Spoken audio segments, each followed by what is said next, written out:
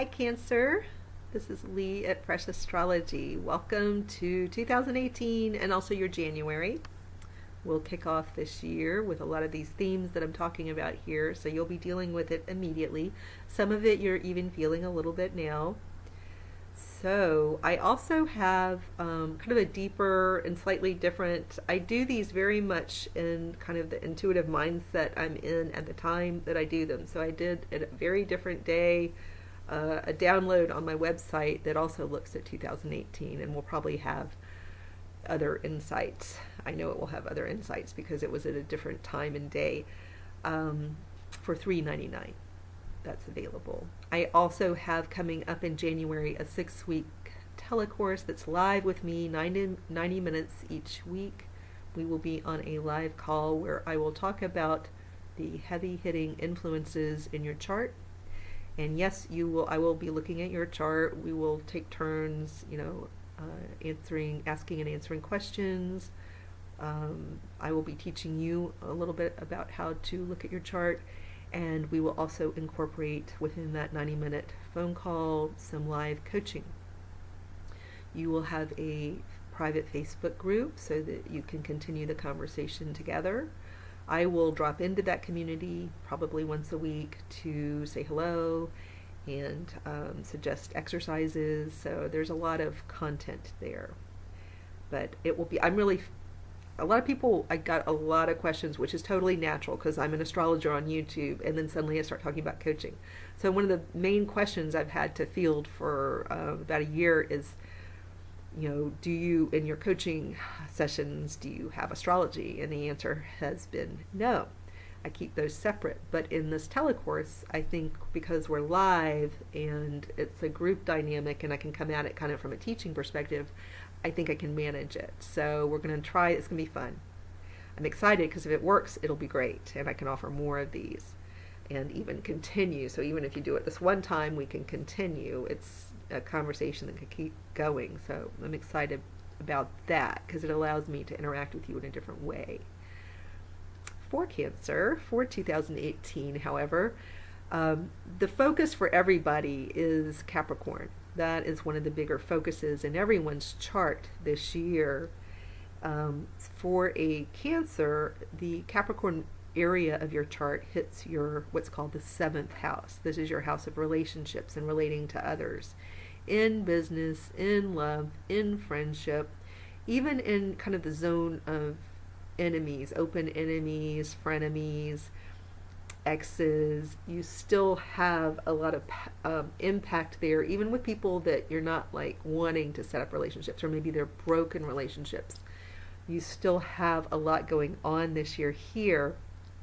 With Pluto having been here for a long time, a lot of Cancers have been learning slowly over time, which is the kindest way for this lesson to come in, how to hopefully for the healthier Cancerians who can do this, to start to be able to look at yourself as you relate to others, to look at yourself and things, relationships that have gone badly, or relationships in which you're struggling, or relationship themes that keep coming up, some patterns that keep cycling through your life.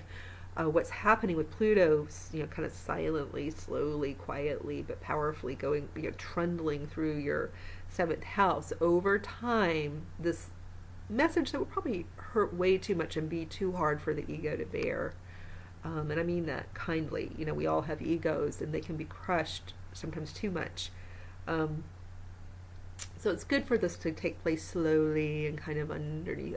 Maybe a lot of you are experiencing dreams, even daydreams, but night dreams where you're repeatedly going through the same situation with an ex or with a current person. It could be, again, a frenemy or a friend or a business partner, an ex-business partner. But if you find you keep having dreams about the same relationship over time, over these, since 2009, it's a way of your subconscious working out what happened. And a lot of you probably deep down see where you could have done something differently, where you played a part. that's so hard to see in the beginning, especially if you're really angry with someone. It's really hard to see how, you yourself played a role because you're so upset with the other person. Ultimately, the seventh house acts as a gigantic mirror that we're looking into. We're really seeing, if we're lucky, we figure out that we're really seeing a lot about us. And the idea here is not to be cruel to ourselves, like, oh, I'm a bad person, I'm responsible. Oh, I could have done that differently. They probably hate me. Oh, if only I were perfect and didn't do that. The idea is not to beat up on oneself, especially for the past, and to use this exercise of looking into a mirror and realizing over time one's own part, isn't to deflate you or harm you in any way. And it's really the reverse. It shows you how you're empowered. Excuse me, I have to keep drinking while I do this. Drinking in the sense of tea, not alcohol. It's not hard for me to do these. I don't have to drink to do this. But the idea is not to beat up on oneself by looking into the mirror of your relationships and to decide that you're a horrible person. That is not what is meant to happen. In fact, this can show you your own beauty. It can, the ability to suddenly switch gears from blame or victimhood and to be able to see that maybe, just that glimmer of maybe, even though maybe somebody did do something to me and I was a victim in that moment a long time ago, right in this moment, I'm not a victim. I can choose not to be a victim right in this moment now. The past is gone. Maybe I was a victim back then, but maybe I don't have to be a victim now. Maybe I can reframe that. Maybe that's not just play. Maybe it really can be different for me now. Maybe I did make the wrong decision back then, but maybe in this moment now, just by realizing I could do it differently, that I have that power, is freedom. And even though it's a little painful sometimes in the moment where we see we could have done something differently, there's a little pain in that sometimes, often. But once we can move through that, if we can hang on to the fact that we, and prevent ourselves from going down a rabbit hole of self-abuse over that, just deciding to beat ourselves senseless over the fact that we made a mistake. We wouldn't do that to a child or to a pet. We have to treat ourselves sometimes, especially when we're vulnerable like this and hurting, like a child or a pet who's defenseless. We don't want to beat up on ourselves. But if we can get through looking in the mirror, realizing we could have done something different, realizing the other person is just a reflection of us, if we can get through that moment, and even a moment of pain, and just hang in there with it, it's tremendously freeing. It really frees you. And you grow. It's like, it's this time of year, but if you've ever watched The Grinch Who Stole Christmas, the animated Dr. Seuss, I'm not a big fan of the non-animated version, but that being said, so the animated version, there's this part where the Grinch, who's, in the most of the story, kind of a bad, evil, greedy character, he's trying to actually save the day in the end, and they've got this animated picture of his heart growing, 10 sizes, or or maybe 3 sizes, and he gained the strength of 10 men, or some number of men, maybe women. Anyway, all that's to say is, when you have these little moments of looking in the mirror, realizing that you've actually done something wrong, and being able to hang in there through the pain of that recognition, something does happen to your heart, much like the Grinch, where you really expand. There's an expansion that takes place.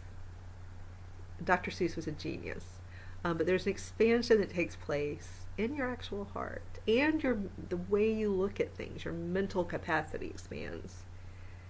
That gives you strength of however many men or women and it's very useful. So why is it good to have, this heaviness of learning how to interact with others, heaviness maybe in your relationships? Why is all the stuff that's gone on in your relating with other people, why has that been going on? Why does it sometimes seem to be happening over and over again? It's so you can have that tremendously, and maybe over and over again, have that tremendously freeing experience of realizing you're looking in a mirror and that it can reflect back, change something in here, and free you from whatever that one moment is or that one thing is. And you've been cycling through this over and over and over again. So it seems like a long lesson. It's like we're going on 10 years here, and it's going to be longer. So I'm trying to help you out by helping you kind of latch on to this metaphor of, looking in a mirror. When you look in any relationship, with even an ex, you look in that mirror. It's a moment where you have a choice. You can keep trying to keep blaming other people for things that go wrong in your life, for things, if you have an altercation or just small disagreement, or things don't go your way in any kind of relationship, friend, work, exes, current love, anything, you can keep blaming the other person. You have that choice. At any given second of any day, you can blame the other person. You can heap blame on yourself and beat yourself up terribly. Or you can hang in there and just have a couple of beats where you have an awareness that you're looking in a mirror, and what's the lesson here? And can that kind of awareness kind of go back in, and can your heart go bing, bing, bing, and grow bigger, and then you have that strength of however many men or women. And that helps you grow as a person. That's what your life is about right now. It's I've talked for a long time to you guys about this, but there's so much emphasis here in your chart. It's a big time for you to work on this and get it. If you want help with this mirroring concept through doing tools which we call thought work, to help you develop this tool of catching yourself in a moment, in relationships, in your thoughts as you think about relationships. If you want help practicing how to use this dynamic that's been going on in your world for a long time and will continue for quite some time to aid you in growth and freeing yourself from pain, come to our telecourse workshop in January and work with us as a group. I say us because it'll be a group. Work with me. I will talk more about the profound influences of the slower moving planets. You will be looking at your chart. You can ask me questions. We'll have group discussion, and then we'll do some live coaching. So it's a perfect time to work on these patterns that the heavens are saying, we really need to work on this, and everybody's got the this that's right for them. So come join us in January. I would love to work with you. All right, take care.